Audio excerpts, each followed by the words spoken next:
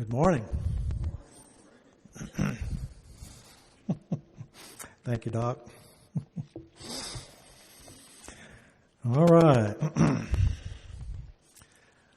First of all, our visitors, we appreciate you very much. This is a special day. First of all, because it's the Lord's Day, that's most important. But being Mother's Day, we have a number of moms visiting with us. We have children who are sitting with their mothers. We have some of us who are missing our mothers. Your mother's been gone for quite some time, very likely. And you wish you could speak to her just one more time. And you wish she could be here today. And I suspect that it's because of your mother that you are here today, because she was the one very largely responsible for instilling within you the faith that you have. And that's not to take anything away from good old Dad, but for the most part, it's the moms who do it. So that element comes into play as well. I'm missing my mother today. She's been gone over 24 years, coming on 25. Wish I could see her one more time. One day, I'll be looking her up. And I love the mother of my children who sits by me today. So grateful for all of you who are here to sit beside Mom. It's a special touch, and we really do enjoy that. Missing Richard Lowe this morning. Richard was such a part of this congregation for such a long time. And it's interesting how certain individuals factor into what becomes a congregation and what makes that congregation what it is. And so many personalities are involved in that. And Richard was definitely one of them. We miss him big time this morning. This is not a Mother's Day sermon. I'm not real good at that. I remember a few years ago preaching a sermon on hell on Mother's Day. Yeah. My timing is not exactly the best. It's not one of my finer features. Okay. I don't know if that messed me up or what. I just don't think right sometimes. There's always, sermon on hell, yeah, we need it. But on Mother's Day? Oh, I don't know. Anyway, I don't live that one down even in my own mind. Okay. Last week we were in Ecclesiastes 11, and I enjoyed it so much I decided that I would just stay put. And we will continue in chapter 11 and bump into chapter 12 just a little bit this morning with some thoughts about looking at life and looking back at life and where you are today. And if you wonder why I titled this No Sweat, well, that's okay. We'll figure that out later on, okay?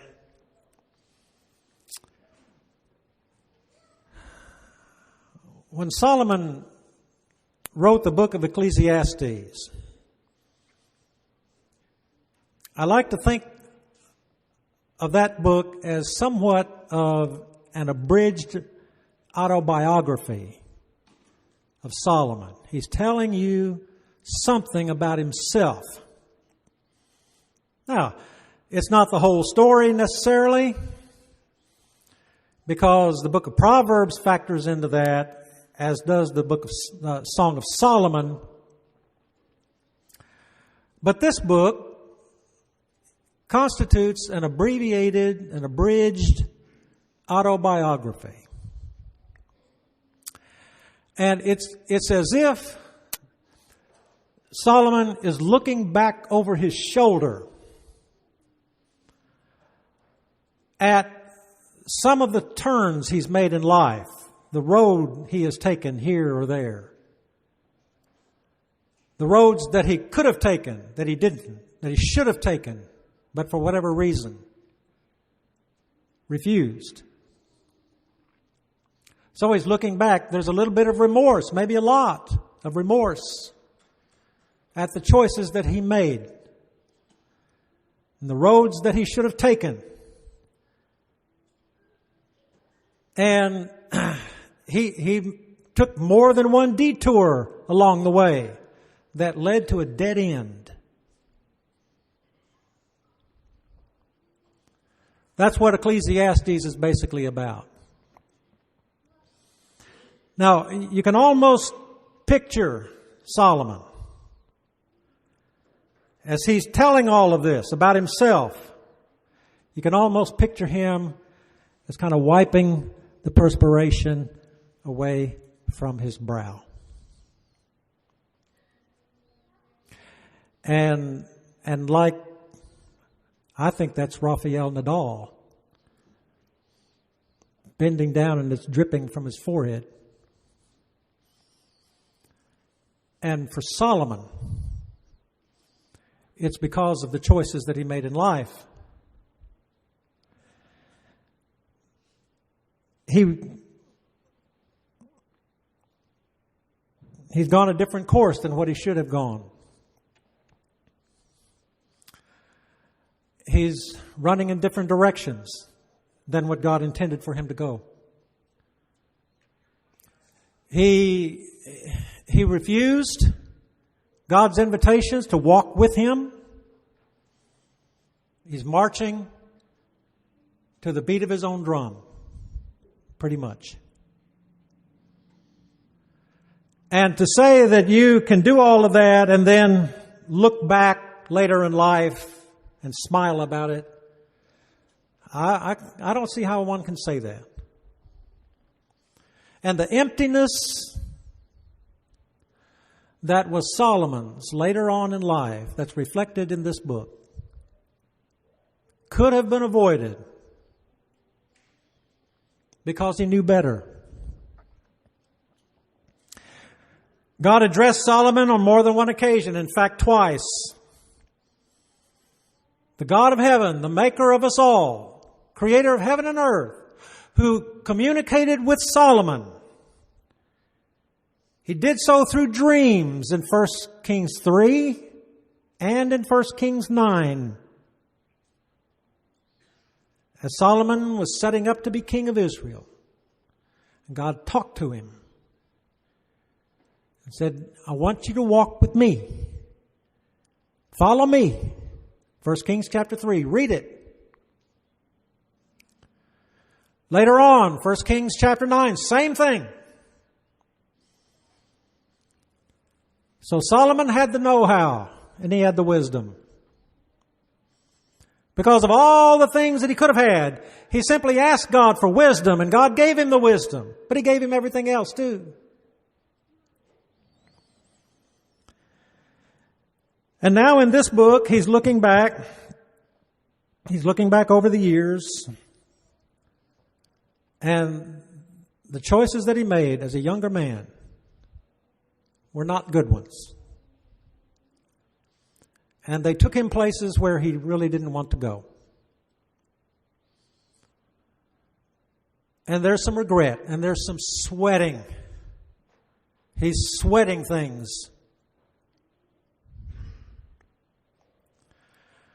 Part of his mistake, a big part of his mistake, were the women that he married. He married wives that brought idolatry into his world.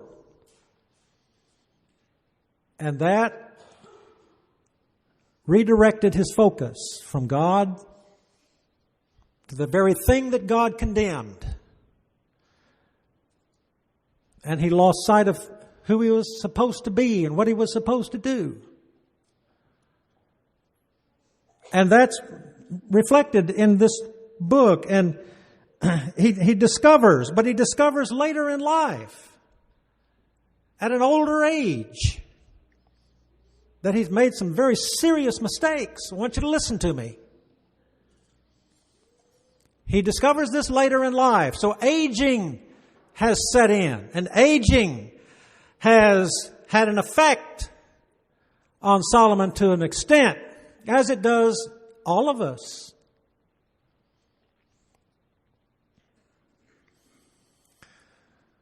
And so now he can just look back and sweat a little bit. But if he had made some better choices, if he'd gone different roads, it would have been no sweat. The big if he had. So in chapter 12, Ecclesiastes, Solomon speaks to those who would listen to his words, and we're listening to those words still today. Remember now your Creator in the days of your youth, before the evil days come. That means the hard times, when you're sick, when the doctor has you on a dozen different kinds of medicines, when you're in and out of the hospital, when you're in rehab, when you can't get around, there's a constant fear of falling. Before the evil days come and the years draw nigh, and you say, I have no pleasure in them. In other words, you get old and you don't care anymore. Before all of that happens, Solomon says, remember God. But he didn't do that. If Solomon had wanted an example of somebody who did do that, somebody who did remember God in the days of their youth, all he had to do was to look back to the book of Genesis. And he would have had a classic example. That's what we're fixing to do. I want you to pick up your Bible with me and go back here to Genesis. We start with chapter 37. And here's Joseph. Joseph is the son of a patriarch. Patriarch being Jacob. Jacob had 12 sons. Joseph was next to the youngest of 12 rowdy boys. And next to the youngest, he had to take his licks early, and he did. But sometimes Joseph got into trouble with his older brothers because he would be out with his brothers and he would come back and he would tell his dad the things his brothers did. And they didn't like that. Tattletale Joseph. And Genesis 17 is giving us the history of Jacob, it says in verse 2. And here's Joseph, he's 17 years old. And with all the sibling rivalry that was already in place between Joseph and his brothers, Jacob added to it. Because in verse 3, Israel, that's Jacob, loved Joseph more than all his children. Why? Because he was the son of his old age. So, the favoritism did not fare well for Joseph. Joseph began having dreams. And he would tell his brothers about them. In verses 5 through 8, he tells his brothers of a dream. There are sheaves standing up in the field. And they all bow down to him. And his brothers didn't like that. And he dreamed another dream in verse 9. And he told his brothers. And he said, the dream this time involves the sun, the moon, and 11 stars. And they all bow down to me. Well, his brothers didn't like that, but neither did his dad. And Jacob comes to him, and Jacob says, you mean to tell me that you think that your mother and I and all of your brothers are going to bow down to you? Well, he upset the whole family with that one. So the two dreams not only created alienation between Joseph and his brothers, but those two dreams also set in motion things that would involve Joseph and God down the road. God's involvement with Joseph down the road. Now, all of this created some very serious alienation between Joseph and his brothers. They hated him. It's hard to imagine hating a sibling to the point that you would talk about killing your own brother. But that's what happened here with Joseph's brothers. Were so mad at him, they were ready to kill him. And then one or two, Reuben, Judah, said, no, we can't do that. Don't do that. Let's rough him up a little bit. Let's beat him up here or whatever. And this coat of many colors, they put animal blood on it, and they took it back to Dad and said, look, Dad, a wild animal got to him, killed him. And Jacob's upset about that naturally. But his brothers created a ruse. And his brothers threw him into a deep hole in the ground. And along come some Ishmaelites, some Midianite traders, and they hit on the idea, well, let's just get rid of little brother once and for all. And they sold him to the Midianite traders, who took him off to who knows where. Destination, Egypt. In verse 36 of Genesis 37, now the Midianites had sold him in Egypt to Potiphar, an officer of Pharaoh and a captain of the guard. All right, the story unfolds, and you know how it plays out. And Joseph ends up in the household of Potiphar. And Potiphar, who's one of Pharaoh's servants, liked Joseph. He liked his administrative skills, hired him. Well, Potiphar's wife liked Joseph too, but for different reasons. He was a good-looking guy. And she made advances toward him more than once. And Joseph said, I'm sorry, ma'am. No way. So, she created a ruse with his own garment as she latched onto it, and he got out of it, he wiggled out of it, he got away from her, and she took this garment to her husband, said, look, he tried to rape me, and he left his garment. Well, that got him in jail. That landed him in jail. So he ends up in prison. And in prison, he meets two people. These were officers in Pharaoh's court as well. One of them was a baker.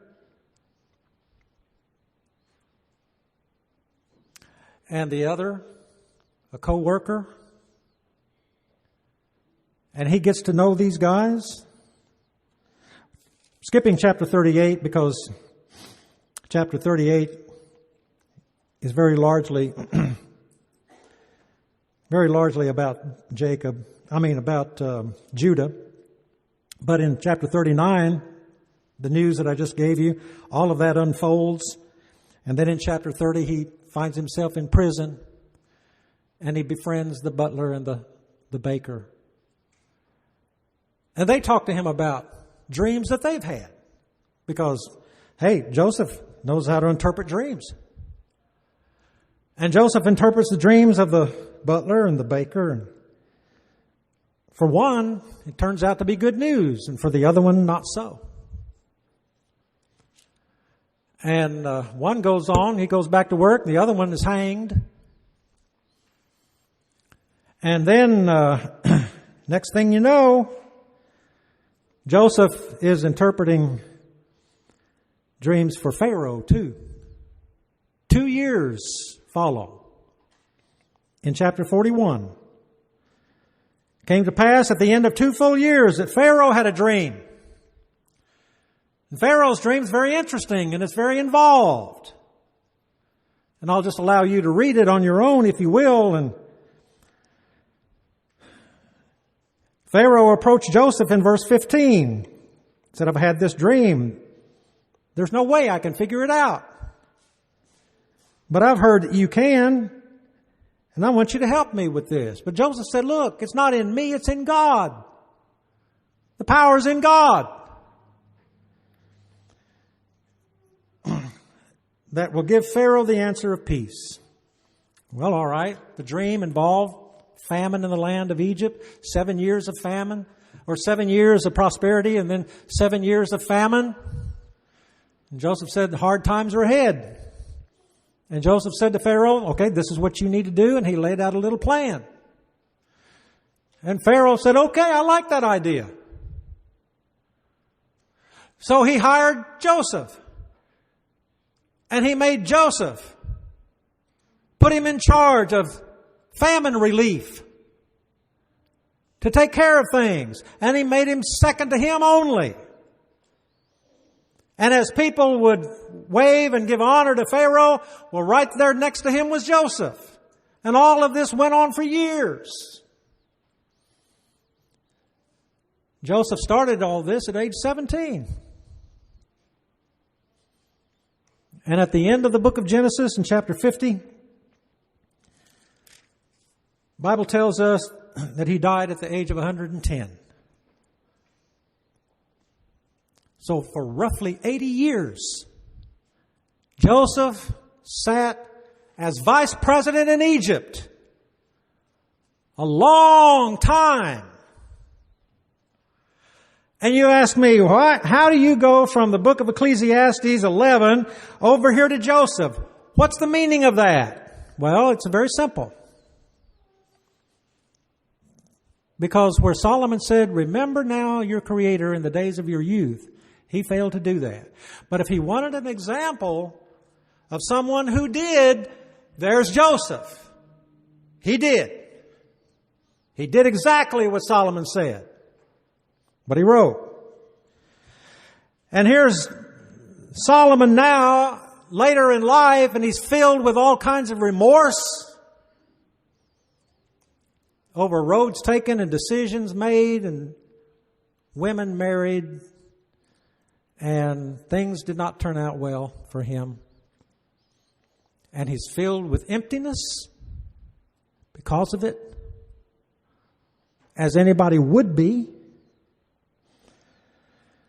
But here's Joseph, and as you read through these chapters, from Genesis 37 through 50, you are going to see time and time again that God blessed Joseph. God was with Joseph, and people knew it.